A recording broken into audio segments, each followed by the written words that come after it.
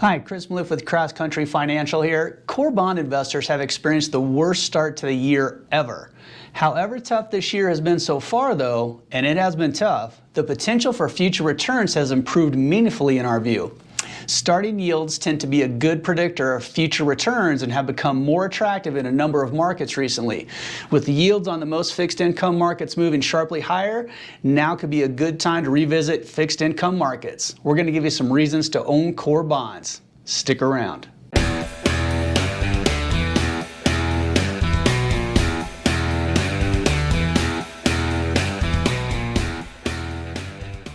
Reasons to own core bonds. For us, the value proposition for core bonds as defined by the bonds within the Bloomberg Aggregate Bond Index is that they tend to provide potential for liquidity, diversification to potentially counter equity market risk, and positive total returns to portfolios. Unfortunately, none of those values are 100% certain all the time. Like all markets, fixed income investing involves risks at times, negative returns. However, despite the historically poor start to the year, the value proposition for core bonds has actually improved recently. Investing in a forward-looking exercise, and with the backup in yields already taking place this year, we believe now could be as good as it's been in quite some time for core bonds. Importantly, yields are moving higher because of the expectations of higher short-term interest rates and not an increase in credit risk. Coming into this year, markets were only expecting 1 or 2 short-term interest rate hikes by the Federal Reserve this year, and with most of the hikes expected to come in 2023. However, markets have aggressively repriced the number of expected Fed rate hikes and now expect as many as 11. As such, the yield on the 10-year Treasury security has doubled this year after increasing around 100 basis points off its lows in 2020. The 260 basis point move higher that has already taken place this cycle is the biggest move higher in yield since 1994, when rates moved higher by 280 basis points, and that was at the end of the rate hiking cycle. With so many rate hikes priced in at this point, we think the worst is behind us. The cycle has only just started. That doesn't mean we will see significantly higher yields. We don't think we will, but we could see 3.25 to 3.35% on the 10-year this year, which would be likely to top in yields of this cycle in our view. However, we still expect yields to trade in the range between 2.75% and 3% for most of the year, and then fall slightly from current levels throughout the year, with the 10-year Treasury yield ending the year around 2.5%. So as mentioned, we have seen a big move higher in rates this year, but we don't think the worst is behind us. No more TINA. TINA, or there is no alternative, has been a big reason diversified asset allocation portfolios have been overly geared towards equities over the past few years. The relative attractiveness of equities over fixed income was undeniable when interest rates were hovering around all-time lows. Now, interest rates have moved higher recently, though the relative attractiveness between the two broad asset classes is much more balanced, albeit still leaning favorable towards equities. But for investors unwilling or uninterested in taking on additional equity risks, there are a number of fixed income markets with yields trading above long-term averages. The yield to worst on most fixed income asset classes is hovering around the highest yields we've seen in a decade. And for the Bloomberg Aggregate Index, which is the broad-based core bond index, outside of 2 months in 2018, yields are at the highest they've been since 2010.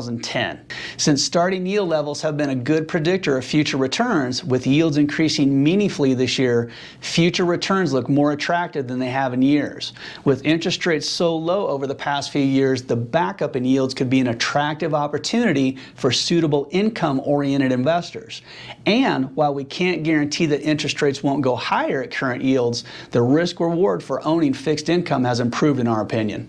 As mentioned, for many fixed income asset classes, starting yields have been an accurate predictor for future returns. Bonds, for the most part, are unique in their structures in that, absent defaults, expected returns are largely determined by starting yields. That is, we tend to have a pretty good idea on what to expect out of many fixed income instruments over time because coupon and principal payments are known in advance and contractually obligated. As such, whether you're invested in an individual bond, an investment that tracks an index like the Bloomberg Aggregate Index, or a strategy designed to actively outperform an index, returns are largely predicted on starting yields. And this is true if you hold the fixed income instrument to maturity for an individual bond, or at least 5 years for a portfolio of bonds, regardless of what interest rates do in the interim. That is, if you buy and hold a fixed income investment, the short-term volatility you experience due to changing interest rate expectations is just volatility. It has very little bearing on the actual total return if held to maturity or if held to the average maturity of a portfolio of bonds. Diversification benefits of bonds may be improving. Since 2000, the correlation between stocks and bonds has generally been negative, although there has been considerable variation with that relationship. And at times, the relationship between stocks and bonds has in fact been positive. From 1965 to 2000, correlation was actually slightly positive due to higher inflation and more frequent inflationary shock. So the historical correlation between stocks and bonds is actually close to zero, meaning it's generally noisy. In other words, it isn't that uncommon to see equity and bond prices moving lower or higher at the same time.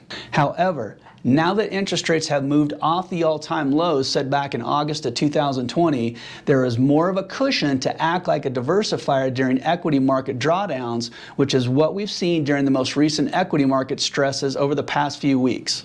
Since the start of May, equities are down over 6%, whereas core bonds are positive. And without any additional macroeconomic shocks driving the divergent returns, it's comforting to see bonds providing that equity buffer, albeit over a very short time horizon. The backup in yields this year has certainly been painful, but the ability for fixed income to act as an equity buffer has increased in our view, as bond and equity markets both move past the aggressive repricing of Fed rate hikes that have caused both markets to sell off this year and grapple with a potential slowdown in economic growth.